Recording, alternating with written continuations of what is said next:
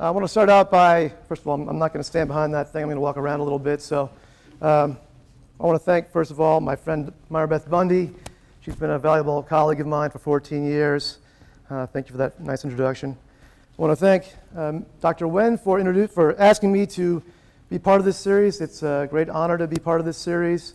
It's been a great series so far. I think it's been really interesting, so I'm happy to be part of it. I want to thank my family for being here. It means a lot to me. So I have my mother here. Wow, I didn't know it's going to be that important to me, but it does. And I want to thank all of you for being here because I know it is dead week. It's finals week next week, so I'm sure you have a lot to do. But I do want to impose upon you just a little bit more. There's a little bit more work I want you to do. If you look underneath your seat, there's a piece of paper taped to the bottom of your chair. And I want you to pull that off. And on that sheet, there are some questions. On one side, there's some songs that we're playing earlier, but on the other side are some questions. And I would like you to answer these questions. These are easy questions to answer. And so I don't know if you have a pen or a pencil or not, but if you don't, that's okay. So just take a few seconds here to read the questions and answer yes or no. Very simple. You don't have to write it down. You don't have to write it down, but I'm going to ask you for your answers in a minute. Okay, so I'd like to ask you, by a simple raising of your hand, I want you to raise your hand if you said yes to these things. So we're going to go through them one at a time. So the first one was about running red lights. Raise your hand if you said yes. Oh, everybody. Okay, that's good. Okay, how about this one about tailgating? Raise your hand if you said yes. Oh, everybody. How about that? How about this one about people talking on a cell phone? Most people. Okay. Throwing litter out of a car or anywhere? Most people. Interesting. Very good. How about parking illegally? Lots of hands. Very nice. Last one's about merging late at the very last minute so you can get a good spot up in the front. Very nice. Okay, so for most of these, almost all of you raised your hands, or the majority of you raised your hand. But what you don't know so far is that if you look at the bottom of that questionnaire, there is either a capital A or a capital B. So there are two different versions of this. And the difference is in the very top of the sheet, because some people, if you had A, it said, have you ever, even once, and if it was B, it says, does it annoy you when you see other people? And so if everybody raised their hands to these things, what are we saying? I think what we're saying is, we do things that we find annoying when other people do them.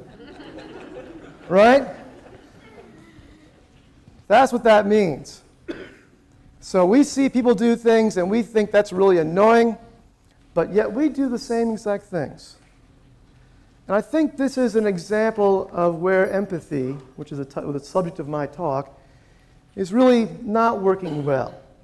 Because if we were truly empathic, when we saw someone run through a red light, or we saw someone cut in front of us in traffic, or throw litter out of their car, when we get mad at those people, what we should be doing is thinking, well, I do that. Let's see now. Do I want people to get mad at me when I do those things? Not really. But yet we get mad at those people. So this is one example of where empathy seems to be breaking down and not working too well. So there are other examples of this. One of my predecessors in this Chautauqua Lecture series, John Bowes, EKU professor, gave a very interesting talk about Native Americans. He talked a lot about how Native Americans have been treated in the United States, not very well, I'm afraid. But he talked about a bunch of interesting people, and one of the people he talked about was this guy named Richard Pratt, Captain Richard Pratt. Captain Pratt was very concerned about Native Americans. Of course, he called them the Indians. And actually, he really wanted to help the Indians as much as possible. He was really a true person who wanted to help these people. And so he created this school for Indians, a famous school. And this school, the goal of the school really was to bring these Native Americans, these Indians, into the school and remake them in really his own image, in the image of Western people, white people. Because he thought that the way they were, their own culture was not advanced. It was uncivilized. They were sort of barbarians. And so one of his philosophies was really kill the Indian, save the man. And again, what he meant by that was to kill all the Indian culture, to get rid of their language, to get rid of their religious beliefs, to get rid of their dress, to get rid of their relationships, and make them into people that looked like him, Western people, white people. Now today, we would look back at that and think that it wasn't that was a misguided policy. We are kind of culturally sensitive now, and we know that that was probably a bad idea. It was harmful to those people. But in his mind, this was really a helpful thing because they couldn't read. They didn't have property. They didn't have land. And so he thought he was helping these people out by bringing them into his civilization. But again, I think this was a failure of empathy.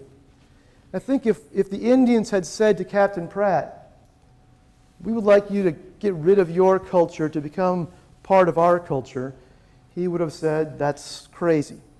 He's not going to do that. But that's what he's asking them to do. So he couldn't really see the world from their eyes. He could only see it from his own, even though he wanted to help them so much. So this is another failure of empathy, I think. This is what the consequence of not having empathy.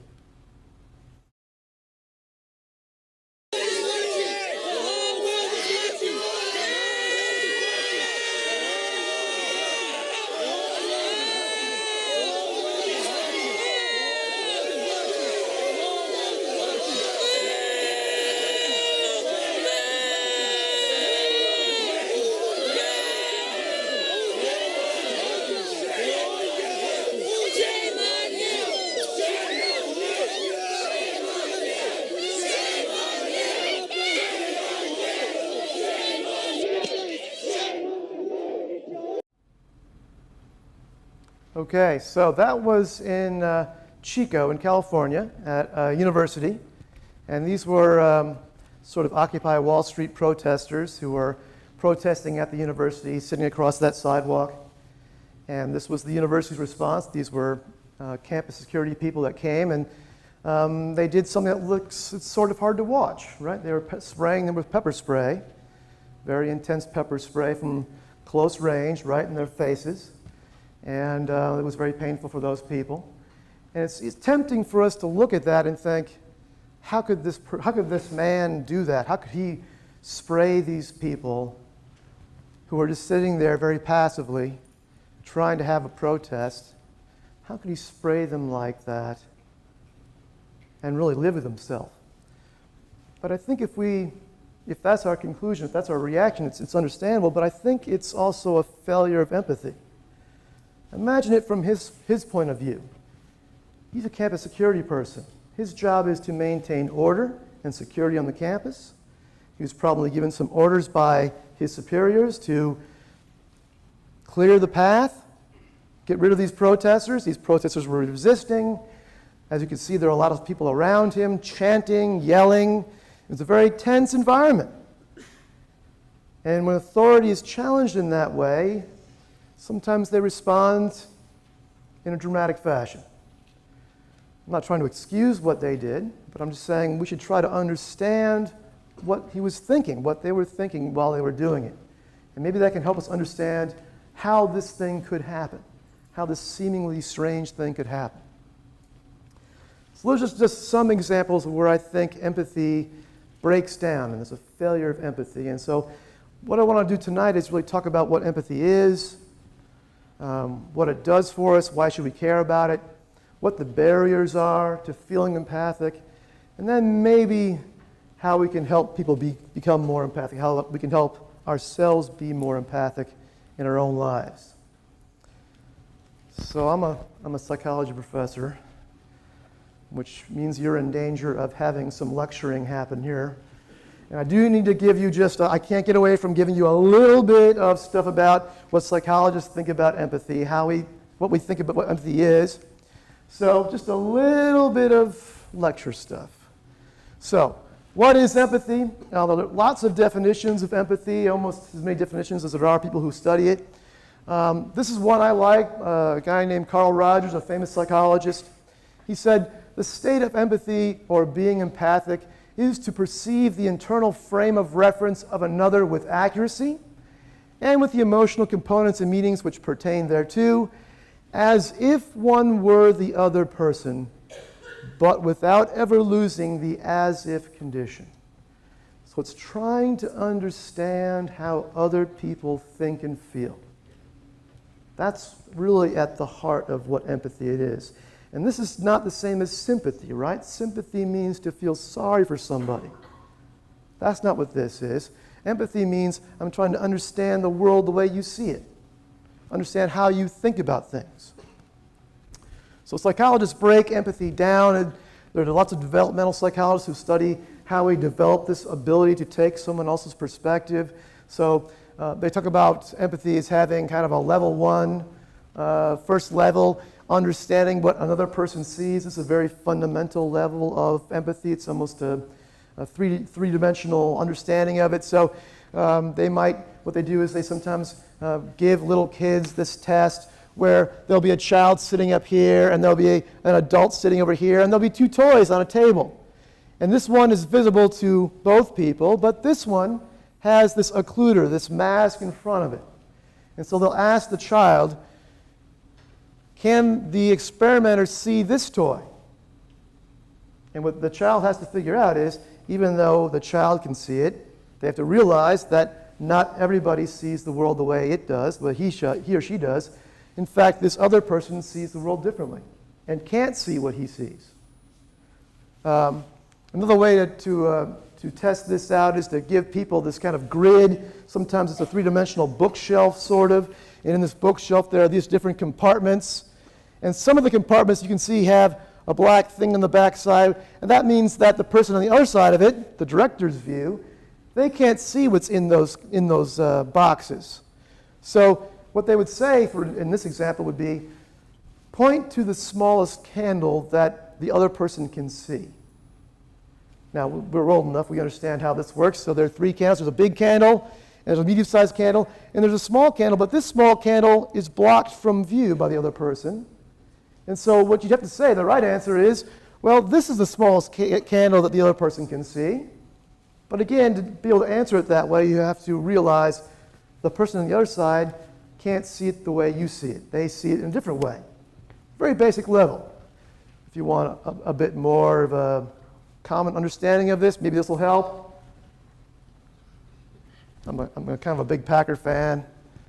So here's Clay Matthews about to tackle two quarterbacks. And we can see that those quarterbacks are about to get hit really hard, but they don't see it, right? They don't see the world the way we do. They have different knowledge. They don't know that they're about to get hit by this angry young man. So that's kind of an example of this level 1 perspective taking. And then there's level 2 perspective taking, understanding that another person sees things differently. It's pretty similar, but not quite the same. And Piaget has done some well-known research about this, and he uses this thing called the Three Mountains test. And so what he would do is he would give kids this three-dimensional diorama on a tabletop, and there are 3 mountains on this table. And so the kid would be sitting down here looking at it, and he would see this green mountain in the front, and then the red mountain here, and the white mountain in the background. And then the adult would say to the kid, okay, imagine there's a doll sitting on the other side of the table. What do you think the doll sees when he looks at this diorama? Now, we understand the doll sees it from a different perspective, right? The doll sees the white mountain in the front ground and the green mountain in the background. But again, kids early on, 3 or 4 years old, don't quite get this yet, and they think everyone sees the world the way they do. But eventually we get to kind of progress, and we understand other people see things differently, and so then we kind of adjust our thinking about other people to compensate for this lack or this different kind of knowledge. I'm almost done, don't worry. And then, we can do this in a computer, for example. If we can present these, I know it's hard to see that, but these are three-dimensional images, and so we might show this to people. Sorry. And then we would say, so here's how you see it. What would it look like if you were sitting on this side? And so if we look at it this way, we see the, go back. We see the red one at the top and the green one on the right, purple on the left. But if on this angle, you see the green one at the bottom and the right one. You know how it works. All right, now I've got one more little audience participation thing I want you to do. I don't know if you have a pen or a pencil or not, but if you do, what I want you to do is, if you don't have one, you can use your finger. It's going to be harder to do with your finger, but take that little piece of paper I gave you, and I want you to put it up against your forehead. And now if you have a pen or a pencil, I want you to draw on that piece of paper a capital E. Capital E. E as an exit. E as an emergency. Right? Draw capital E. All right, when you're done, take a piece of paper off and look at it. Can you read it? How many people's E looks like this? Raise your hand if your E looks like that. Raise your hand if your E is backwards. So that's interesting. This is a way to test out people's empathy. I'm not saying if you drew it backwards you don't have empathy. Don't get mad at me. But if you drew it backwards, what that means is you drew it really the way you see it. So if I draw it like this, that's how I see it. If I'm looking through my eyes, I'm going to see an E that looks like that. But if you took someone else's perspective, you draw it sort of backwards on your forehead, and then when you took it down, you looked at it, it would look like this. So this is another way to measure people's perspective-taking abilities. There's also another piece of empathy, which is about theory of mind. So this is really understanding what other people know. So for example, to test this out, people give kids these cartoons. So here's a cartoon. Here's two people. I know they're kind of stick figures, but that's how it works. So here is, one person. I'll call her Sally. Sally puts an object into this box. And then Sally leaves. Sally goes away. And the person who's watching, her little friend here, switches the boxes around. And then Sally comes back in. And the question is, where is Sally going to look for that object? Now we know that it's been switched. So we know that it's really in this box, but Sally doesn't know that, does she? Because she didn't see the guy switch it. So Sally, the right answer is that Sally's going to look here, even though we know that's not where it is. Because we have to think about, what does Sally know? We know certain things, but Sally doesn't know that. And so we've got to take that into consideration and say, okay, Sally doesn't know that, so we've got to answer as if we were Sally. That's the understanding that Sally knows things and doesn't know things, and we don't share that same knowledge. One last thing, I promise. The last little bit is about emotional detection and response, or in response to emotions. So part of being empathic is the ability to understand other people's emotions, recognize what other emotions people are feeling, and then respond to them appropriately. So I should be able to tell if you're sad, and if you're sad, I should respond to it in an appropriate fashion. So one way to test out people's ability to do this is to present them with some eyes. This is called reading the mind in the eyes test. And the question is, what emotion are these people feeling? Now that's kind of hard. And usually when it's done, there's more of a multiple choice thing. So I'll give you some options. So what do you think the person on the left is feeling? Serious, ashamed, alarmed, or bewildered? How many people think bewildered? How many people feel bewildered? Okay, that's good. Alarmed? Anybody alarmed? Ashamed? Serious? Serious. You're all quite good at this. That's good. What about the person on the right? How many of you think it's impatient? Irritated. Reflective. Aghast, anyone? Reflective is right. So again, people who have good empathy abilities can, even just from a picture of someone's eyes, can tell what emotions people are feeling with pretty good accuracy. So that's good. You're all very empathic. Congratulations. Okay, so that's a little bit about empathy. That's the scholarly part, almost all of it, a little bit more after that. But that's most of it. But now I want to talk about why empathy is important. Why should we care about it? And I could bore you with lots of research about this, but I'm not going to do that. Instead, I'm just going to really assert that there is a bunch of research about these things. So for example, we know that empathy is a good thing. It's really a cure for social ills. So for example, research tells us that empathy is good at reducing aggression and reducing conflict between people. When you feel empathic for another person, it's very difficult to be aggressive against that person. So it's nice for that reason. It's also good at reducing prejudice. This is sort of a famous picture of a school desegregation in the United States. So here's this woman going to college, and here's this woman who is quite angry about that. So we've shown that empathy is pretty good at reducing prejudice and bias. And empathy is also good for getting people to help others. In fact, there's something called the empathy altruism hypothesis that says if people are going to behave altruistically, it's because they feel empathy for that person. So that's a pretty important thing. That's a nice thing. Altruism is a nice thing to have. There are also other people who talk about this. Another person who preceded me in the lecture series, Martha Nussbaum, a philosopher from the University of Chicago, came and gave a very interesting lecture about the role of the humanities in our society. And in fact, her thesis really is that humanities are essential for democracy even. And her book that she talked about really proposes that the humanities really have three important components to them. One is critical thinking, and she was really talking mostly about politics, that the humanities will allow you to think about people's political positions in a critical way, not just in an accepting or rejecting out of hand way, but think critically about them. And she also said that the humanities will give us an appreciation and respect for difference by reading lots of different novels and songs and plays that will do that for us. But then she talked about compassion, how the humanities are going to lead us to feel compassion for others. And really what I thought she was talking about was empathy. And she called it compassion, but they're related. And so really I would say that the point she was making was that we really need empathy, and that humanities can help us feel empathy, and that empathy is somehow essential for democracy. So I was pretty impressed by that. There's also another interesting book. Simon Baron-Cohen wrote a book called The Science of Evil. It's an interesting book if you want to read it. And this book is really about people who have what he calls zero empathy. And in this case, it's zero negative.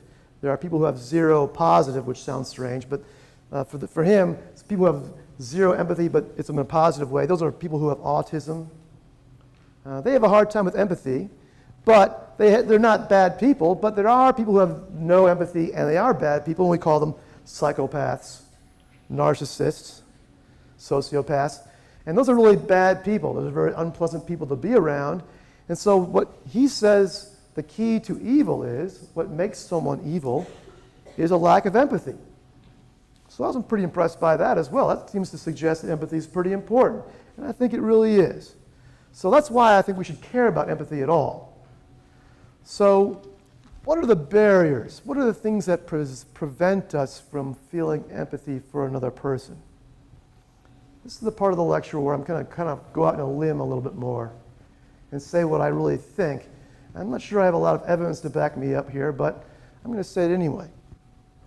So one of the barriers that I think, and there's some research about this too, is that there's a distinction that is very basic to our psychology between the self and the other, between me and you, between us and them.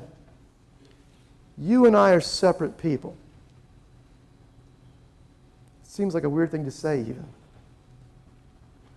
But this separateness, I think, is pretty key to empathy, because remember Roger's definition, the last little part about it was as if you were that person, but without ever losing that as if condition. Empathy in some ways is the merging of you and me.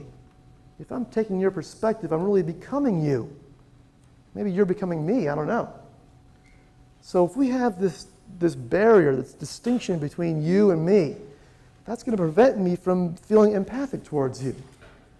And so another one of my predecessors in this lecture series, Arnold Rampersad, his name got cut off in the bottom, very interesting talk. He came and talked for Black History Month. He gave a very interesting talk about lots of influential black thinkers about race. It was a really impressive talk. He's an impressive person. And one of the people he talked about, his name's cut off too, but it's W.E.B. Du Bois. And he's an interesting person. He was a sociologist, a civil rights leader, the first African American to get a Ph.D. from Harvard. Pretty smart guy. And he wrote a lot of books, and including 3 autobiographies, if you can believe that. Very interesting person. And one of the things he wrote in his book, I know this is sort of a long quote, but I'm going to read it to you anyway. He wrote that, "I remember well when the shadows swept across me. I was a little thing, away up in the hills of New England, where the dark Housatonic winds blew between Hoosac and Taganock to the sea. In a wee wooden schoolhouse, something put it into the boys' and girls' heads to buy gorgeous visiting cards, 10 cents a package, and exchange. The exchange was merry, till one girl, a tall newcomer, refused my card, refused it peremptorily with a glance. Then it dawned upon me with a certain suddenness that I was different from the others, or like, mayhap, in heart and life and longing, but shut out from their world by a vast veil. I had therefore no desire to tear down that veil, to creep through. I held all beyond it in common contempt, and lived above it in a region of blue sky and great wandering shadows." He's a good writer. And I think what he's saying there is that at this point in his young life, he realized that there was a difference between him and the other people. And this difference that he didn't perceive up until this point suddenly became apparent to him.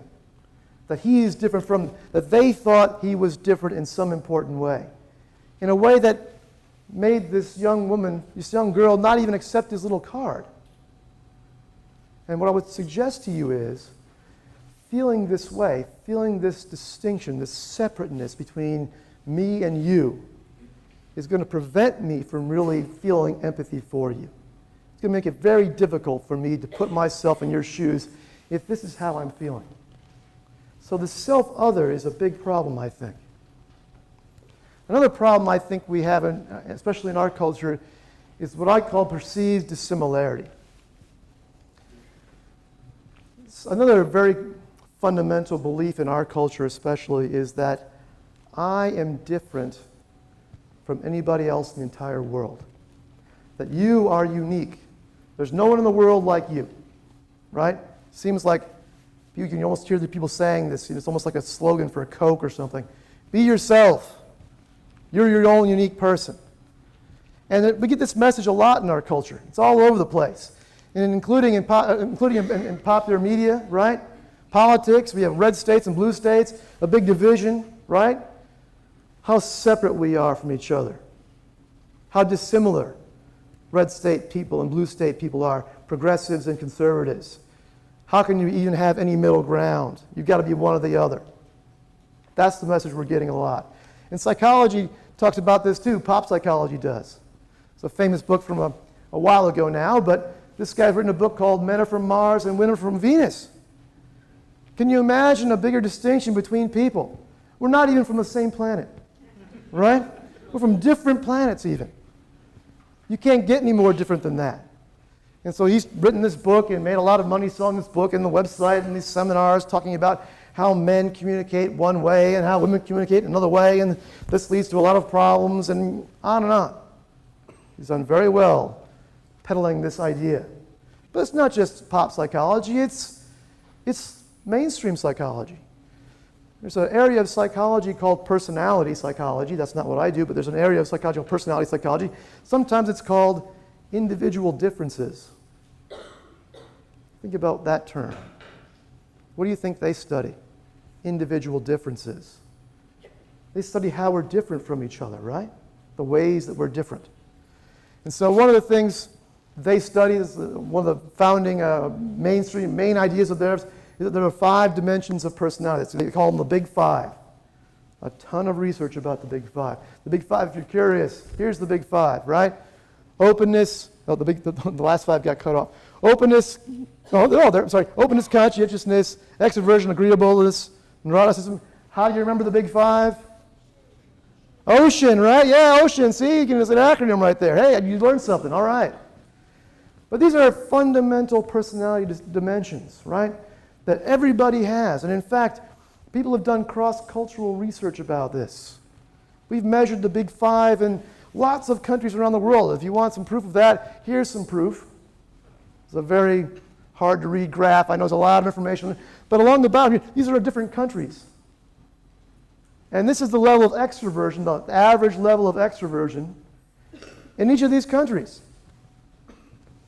And I think what's tempting to conclude from this graph is that there's a lot of variability here, right? Not every country is the same. But I think that's really the wrong conclusion to make from this information. I think that's the mistake. Because what I really believe is that we are all the same. And in fact, our differences are nothing in the face of our similarities. And when it comes right down to it, you and I are the same person.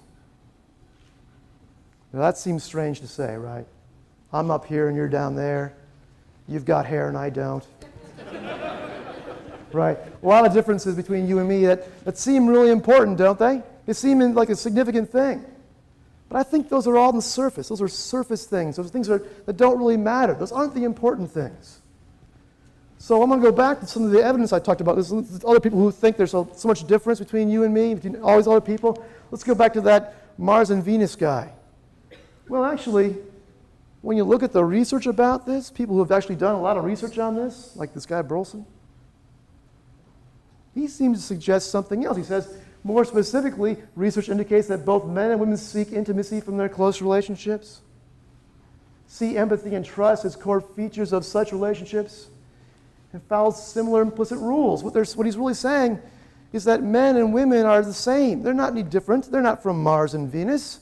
We want intimacy. We want empathy. We want trust. We want to communicate about it. In fact, we are incredibly similar. So the evidence that he has in his lab and he's reviewing suggests that we're all the same, actually. There aren't these big differences.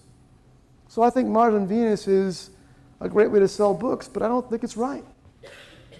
Let's go back to that extroversion thing. Here's another version of that graph. I'm going to just bore you a tiny little bit with some statistics now because I've added something to this graph. These little black bars here, those are called standard deviation bars. And what that means is that 68% of people fall between the top of that black bar and the bottom.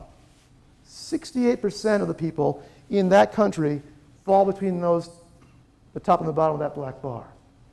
And if you look across this graph, don't you see that all the black bars are really overlapping?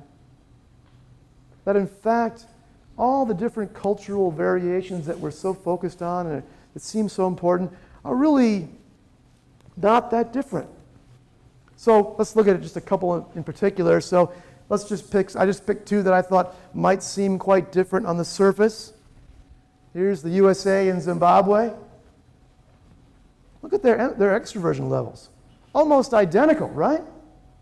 And those standard deviation bars are overlapping almost entirely. What this is saying is that people in Zimbabwe and people in the United States really have the same levels of extroversion. If you're a real extrovert in the United States, you'd be a real extrovert in Zimbabwe. If you're an introvert in one, you'd be an introvert in the other. Really, we're pretty similar.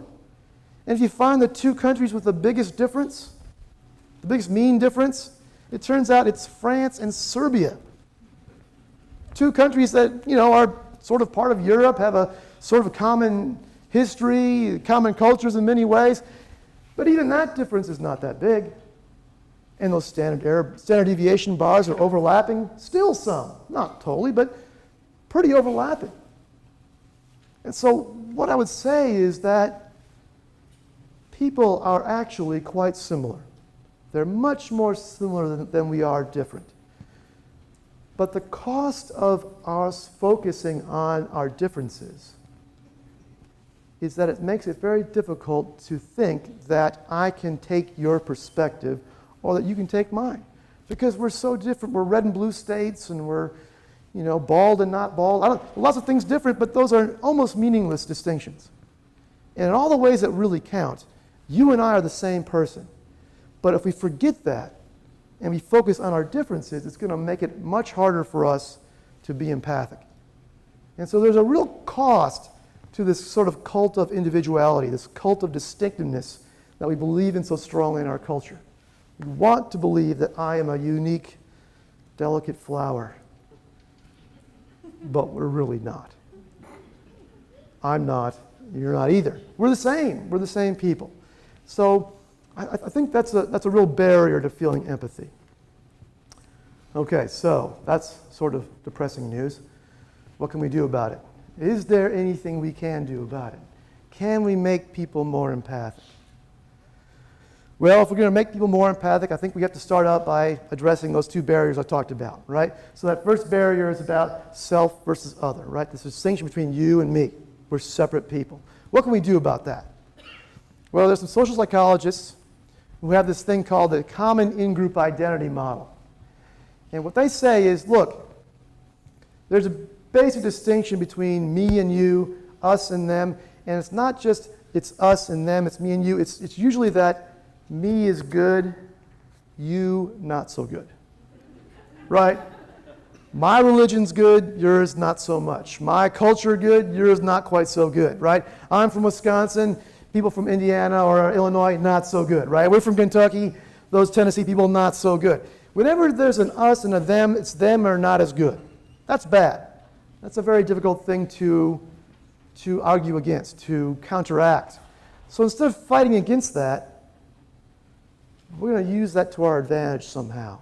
Because there's always going to be a me, and there's going to be a you, and we can't change that. But what we can do is get people to think about this differently and focus not on me and you, but instead think of us.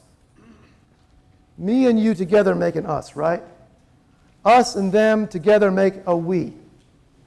And if we can get people to focus on the things that we have in common, right? Those Duke fans and the UK fans, they couldn't be more separate, right? But really, we're all basketball fans, right? If I'm a progressive and you're a conservative, it seems like we have nothing in common, but that's not really true. We're still human. Us and the terrorists, what could we have in common? Seems like we have nothing in common. But of course, we have almost everything in common. We're all human, right? We all have the same desires, same needs. Maybe we express them different ways. Maybe we focus on different things. But focusing on the way that we're different is not going to get us anywhere. We've got to focus on the commonalities. That's what's going to help us be more empathic. So that's one barrier. That's one down, one to go. The other one, the dissimilarity problem, I have to admit, is a bigger challenge. I'm not really sure what to do about this. This is a cultural belief that is a very difficult one to combat. What you have to tell someone is, you are not unique. You are not that delicate flower. And that's hard to hear, right? We don't want to hear that. That's an uncomfortable thing for us to hear. So this is a very difficult thing to get across to people. I'm not sure what we can do about this one.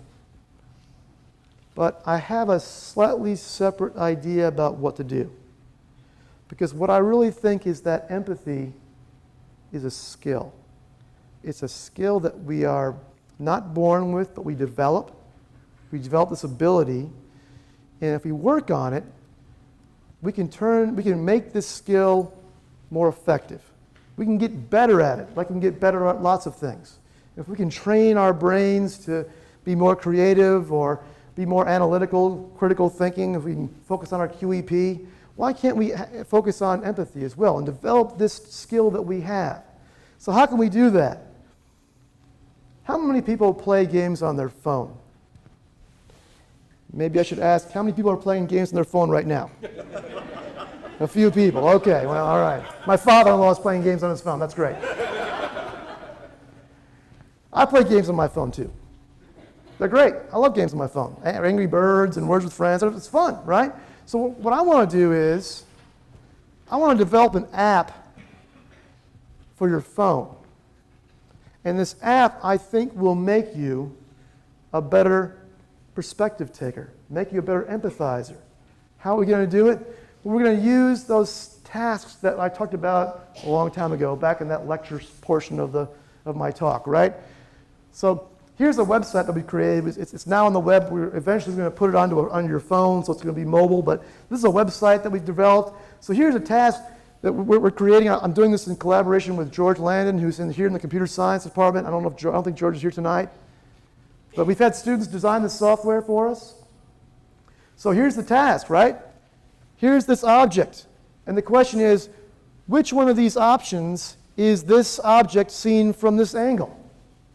So is it A, B, or C? C. B, C, what? A, what? Come on. How do you think A? How do you think A? B, C. You're all not voting. That's bad. Okay, so that's good. So that's easy, right? But we can make it more difficult, right? We can add more objects. And we can make it a little bit more difficult, so it's harder to do. And we can even add more objects, so it gets even more difficult to do. And so we've just started to create this.